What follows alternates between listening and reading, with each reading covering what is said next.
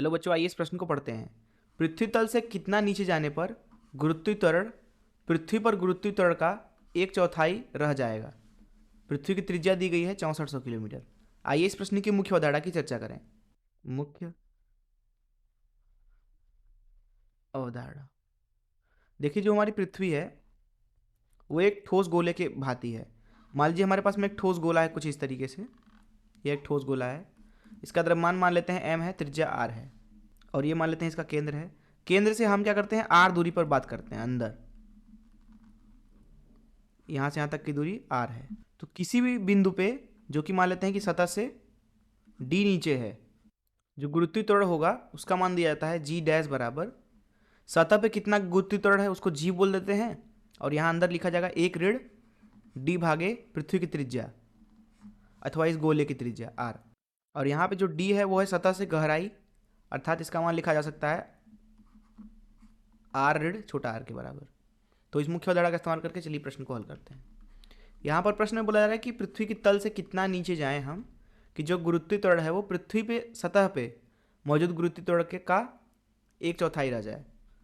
तो ये मान लेते हैं पृथ्वी है, कुछ इस तरीके से मान लेते हैं द्रव्यमान m है, त्रिज्या r है। तो बात करें अगर हम सतह से d गहराई पर कहीं पे भी पृथ्वी के अंदर, तो जो गुरुत्वीत्वरण है उसका मान दिया गया है g डैश बराबर सतह पे गुरुत्वीत्वरण गुणे 1 ऋण x भागे d भागे r। d है सतह से गहराई अर्थात ये वाली दूरी। अब यहाँ पे प्रश्न में बोला जा रहा है कि वह गहराई निकालनी है हमें सतह से जिसके लिए गुरुत्वीत्वरण 1/4 रह जाए, अर्थात इस g डैश का मान हमें क्या करना है, g भागे 4।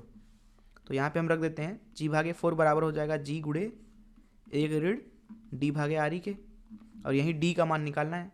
g दोनों तरफ से कट जाएगा तो यहाँ मिलेगा 1/4 बराबर 1 ऋण d भागे r, अर्थात d भागे r मिलेगा आपको 1 ऋण 1/4 जो कि हो जाएगा 3/4 के, अर्थात आपको d का मान मिल रहा है d बराबर 3/4 गुणे re का मान दिया गया है हमें 6400 किलोमीटर के बराबर।